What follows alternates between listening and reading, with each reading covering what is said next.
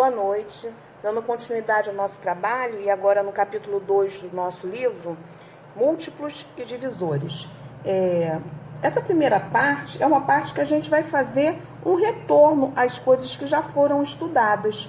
Então, eu vou falar que um múltiplo de um número natural A é o produto de A por um número natural qualquer. Como assim? Se eu quero determinar um múltiplo de 3, eu sei que o conjunto dos números naturais é aquele conjunto infinito que começa no zero e tem somente a parte positiva. Então, tá aqui. Se eu quero encontrar os múltiplos de 3, os 5 primeiros múltiplos de 3 e de 15, então eu vou começar fazendo o quê? 3 vezes 0, 0. 3 vezes 1, 3. 3 vezes 2, 6.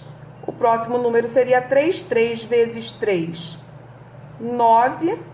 3 vezes 4, 12. 3 vezes 5, 15.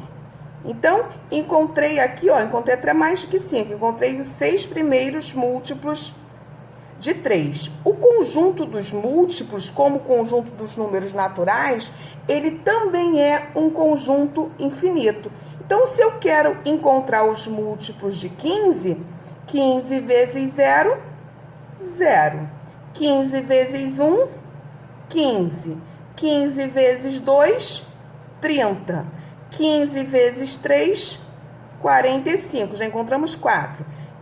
O próximo, 60. Também é um conjunto infinito aqui. Mas só nós determinamos aqui nesse caso os 5 primeiros. Uma outra maneira de fazer. Agora eu estou falando em múltiplo, mas estou falando em múltiplo inteiro. Inteiro é o conjunto que é representado por Z, que tem a parte negativa, o zero e a parte positiva. Eu quero encontrar, múltiplos de inteiros de 5. Escreva 5 múltiplos inteiros de 5. Então, eu posso multiplicar 5 por um número negativo ou 5 por um número positivo. Mas como eu quero os negativos, vou começar multiplicando 5 por menos 1. 5 por menos 1, menos 5. 5 por menos 2, menos 10. 5 por menos 3, menos 15. 5 por menos 4, menos 20. E aqui, menos 25. Mas poderia ser qualquer outro múltiplo inteiro de 5, desde que ele seja o quê? Negativo. No exemplo B, nesse caso aqui, eu quero os múltiplos de 5 maiores que menos 25 e menores que 5. Maior que menos 25, eu vou começar aonde? Vou fazer aqui na reta numérica. Menos 20. Depois, menos 15. Depois, menos 10. Menos 5. Vai vir agora o 0 e o 5. Só que eu quero que ele seja maior que menos 25, menos 25 tá aqui. E menor que 5. Então, quem vai servir? O menos 20, o menos 15, o menos 10, o menos 5 e o 0. Então, a resposta para esse aqui seria, entre chaves, que é um conjunto, né? Menos 20, menos 15, menos 10, menos 5 e 0. Se a gente reparar, o 0 é múltiplo de qualquer número. Agora, quando se trata de um divisor, se eu quero determinar os divisores de um número, são os números pelo qual eu vou dividir um dado número diferente de 0 e que no resultado a gente vai ter uma divisão exata. A divisão exata é aquela divisão cujo resto é zero. Se eu quero encontrar os divisores de 50, diferente dos múltiplos, o conjunto dos divisores é um conjunto finito. Aquele método prático que a gente já aprendeu. Eu pego o número que eu quero encontrar os divisores, começo a fazer a fatoração dele em números primos. 50 é par, vou dividir para 2, que vai dar 25. 25 eu só posso dividir para 5, que vai dar 5. 5 eu vou dividir para 5, que vai dar 1. Como eu estou falando de divisor, eu vou fazer outro risquinho aqui e vou colocar o 1. Sempre eu começo pelo 1. Por quê? Porque 1 é divisor de qualquer número. E aí eu começo a fazer esse produto. 2 vezes 1, 2. Toda vez que o número voltar aqui, mudar, a gente volta lá para cima. Aí vou fazer agora 5 vezes 1, 5. 5 vezes 2, 10. O número não mudou, então não preciso voltar lá para cima. Porque se eu fizer 5 vezes 1, já vai aparecer esse 5 que está aqui. Se eu fizer o 5 vezes 2, já vai aparecer esse 10 que está aqui. Então, eu vou começar com 5. 5 vezes 5, 25. E 5 vezes 10, 50. Sempre vai começar com 1, o 1, e sempre vai terminar com o próprio número. Então, eu tenho que os divisores de 50 são 1, 2, 5, 10, 25 e 50.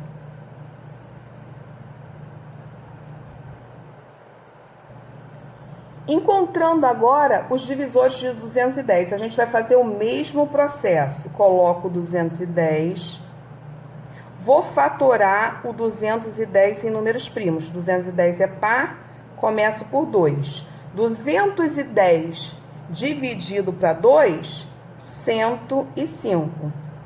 105 não é par, não posso mais dividir para 2.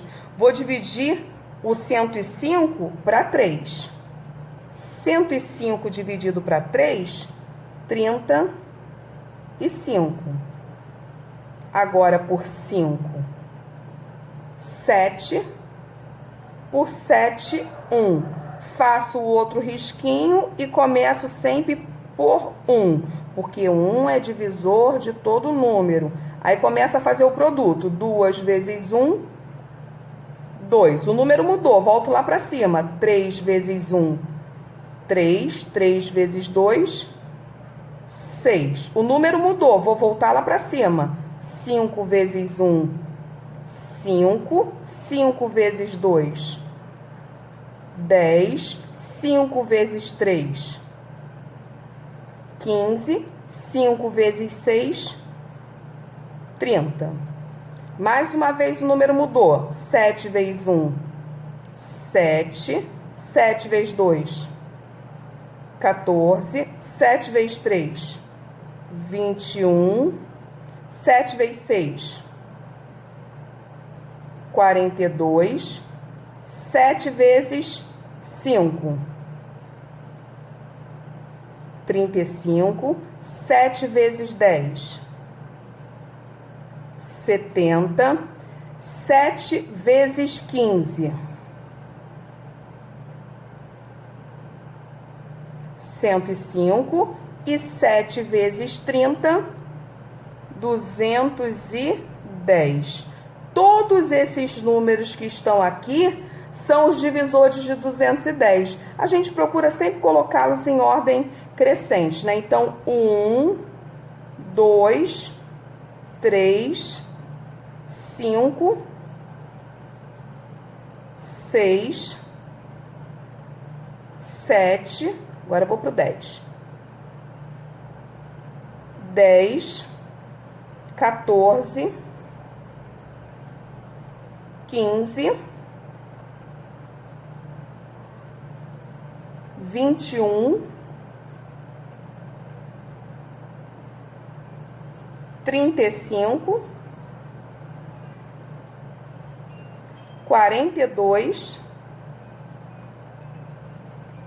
70, 105 e o próprio 210. Representá-los entre chaves. Coloquei aqui como observação em relação ao ano bissexto. Para que um ano seja bissexto, não basta, olha só, não basta que ele seja divisível para 4. Ele também não pode ser por 100. Caso seja por 100, ele deverá ser divisível por 400. Então, o que a gente tem que fazer? Primeiro, 1.200. Se eu dividir 1.200, a gente sempre começa com a divisão para 4. Se eu dividir 1.200 para 4, vai dar 300. Então, por enquanto, ok.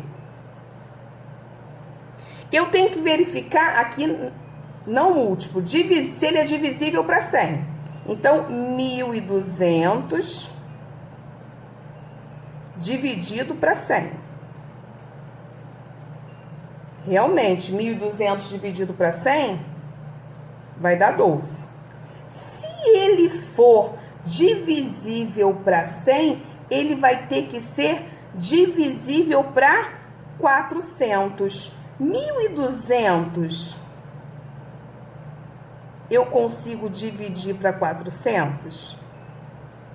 Posso cortar esses dois zeros com esses dois zeros. 12 dividido para 4, 3.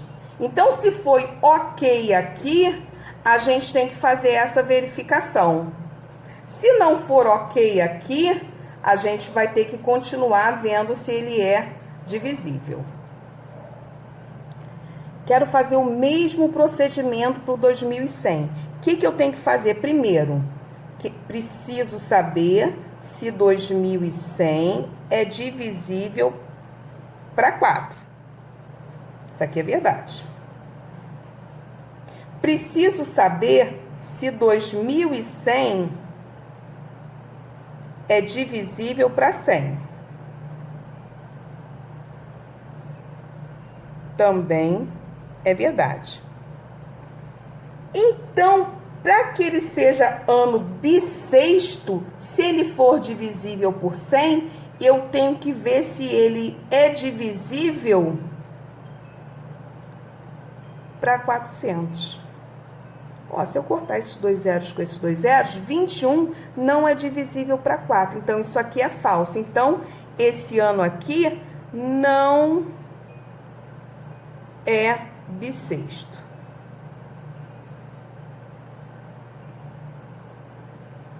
O ano de 1.200, sim.